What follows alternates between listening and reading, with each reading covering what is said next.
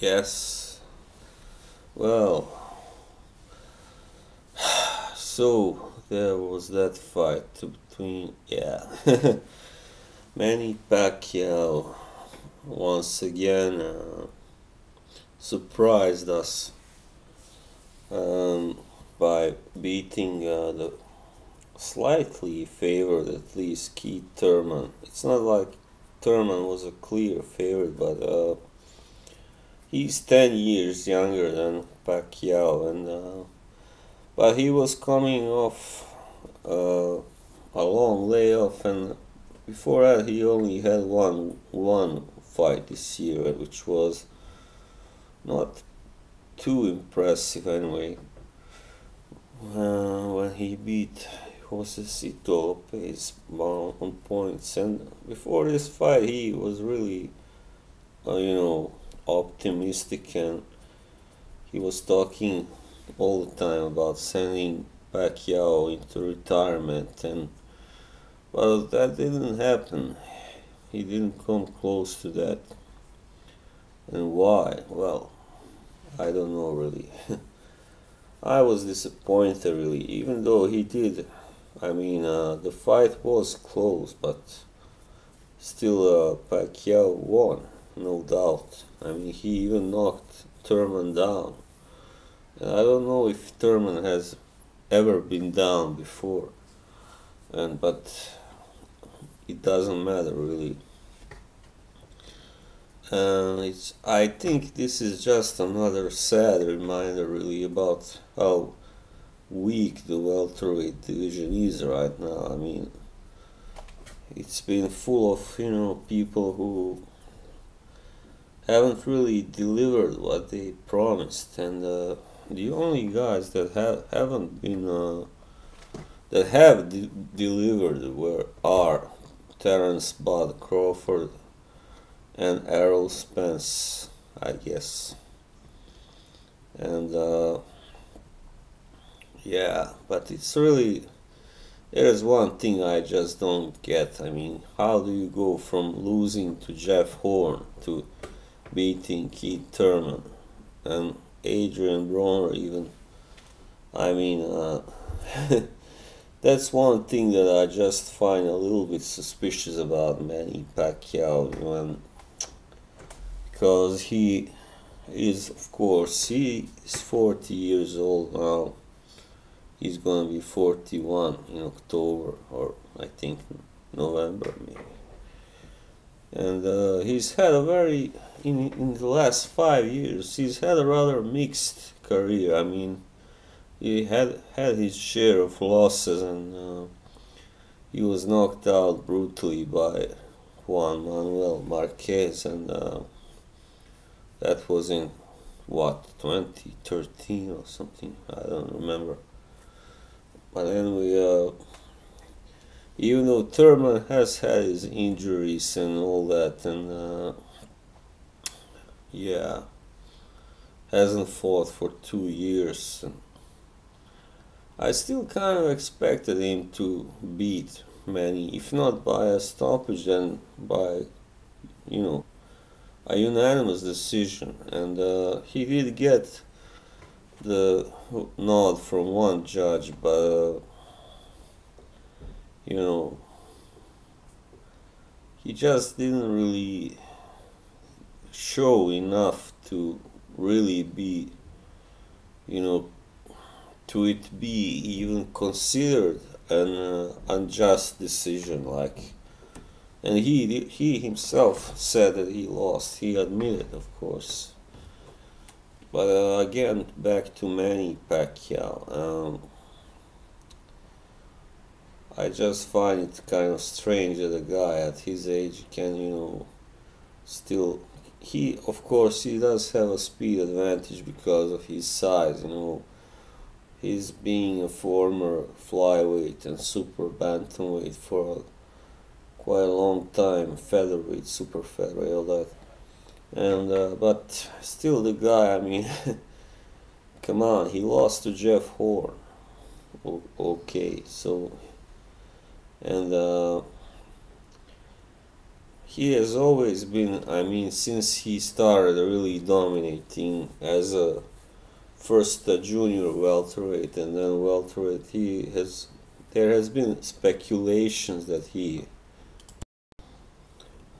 yeah, sorry, I had to take a short break.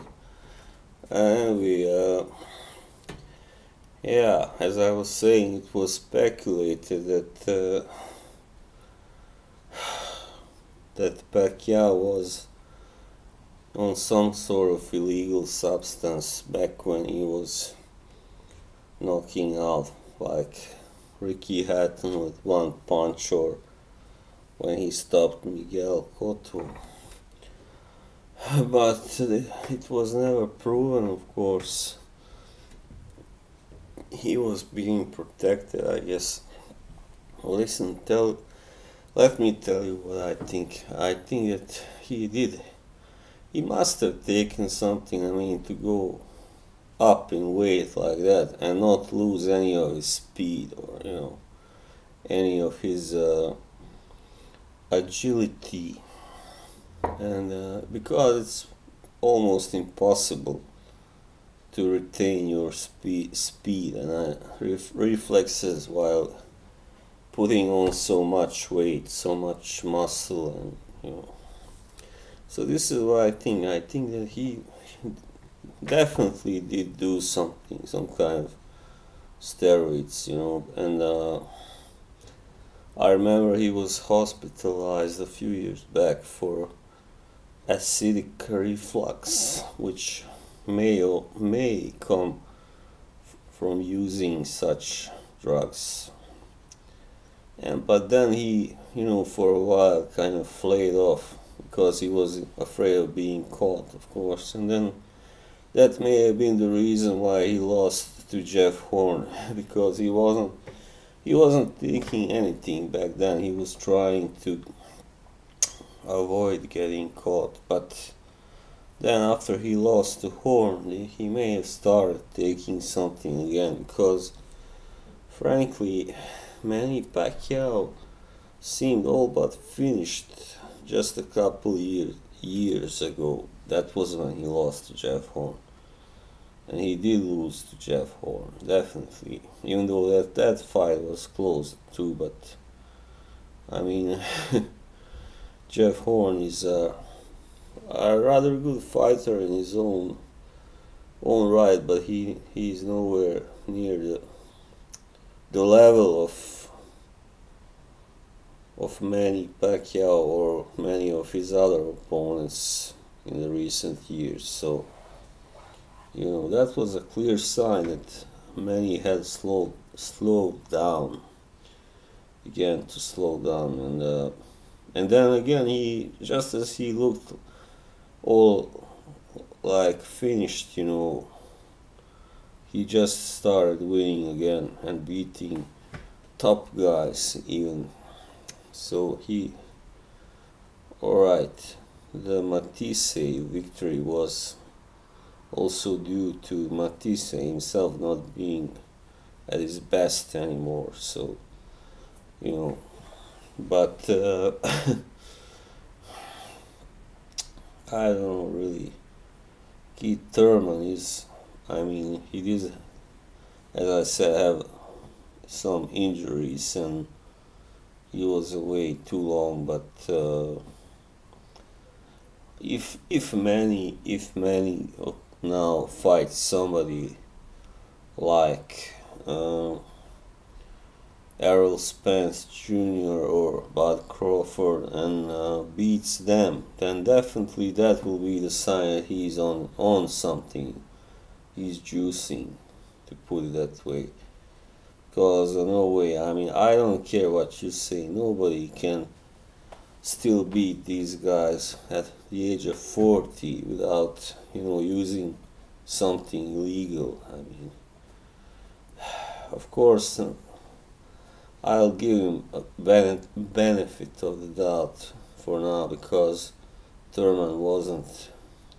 Keith Thurman of 2019 isn't the same Keith Thurman of 2016 and 17 or whatever. So yeah. As for Thurman himself, I don't know really where his career is going. I hope that he will, you know,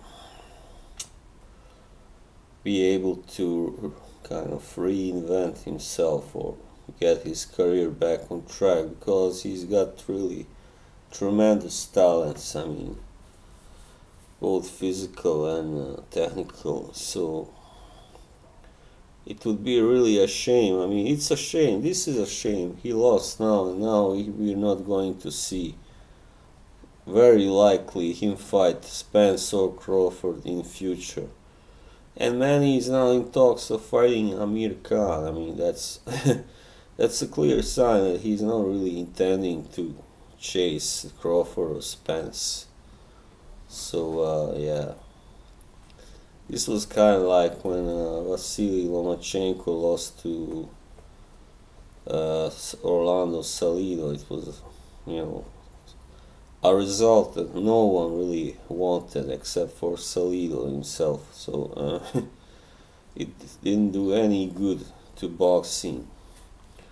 So you know, I hope Manny either retires now or, you know, challenges one of the big guys and then retires, because I don't see him beating either Spence or Crawford or who else is out there. Just a second.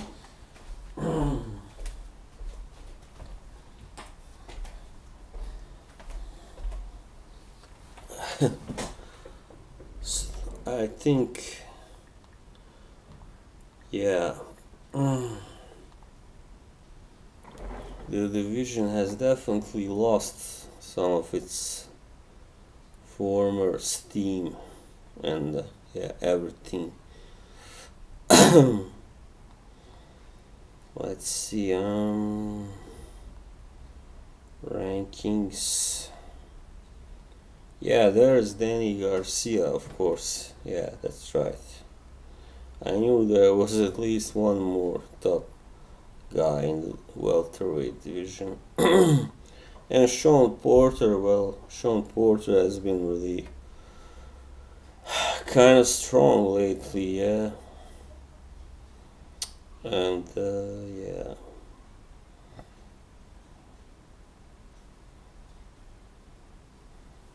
So Sean Porter, let's see something. Manny, gonna take sorry, quick look. Manny's record, yeah.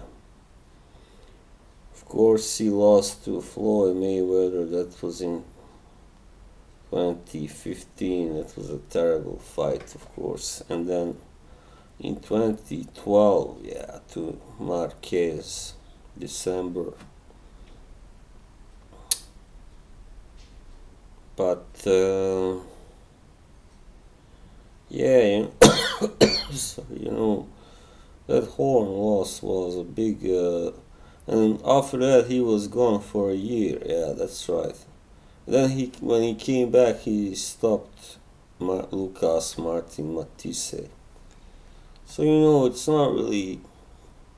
I think my suspicions are, you know, founded, are not without reason.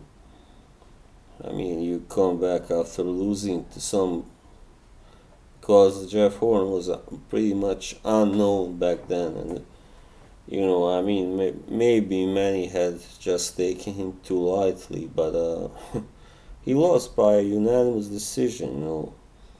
So after that, Jeff Horn didn't really beat anyone that's good and prime, because Anthony Mundine doesn't count, of course, nor does Ali Funeka before that. So he was really poor against Crawford. I mean, Horn. He didn't have anything to come up with, and maybe he was just stylistically bad for Manny, but I said it is a bit suspect when somebody loses to some unknown fighter, then he's gone a year from the ring and then comes back and wins in a impressive manner. But anyway, we'll not, maybe we'll never find out the real truth. But I'd say, even though the fans of many will disagree, and especially fans of Pacquiao, that I'd say that boxing didn't really win anything on the result last night. It just kind of served to enhance the legacy of Manny Pacquiao. Alright, so that was it. See you around. Bye bye.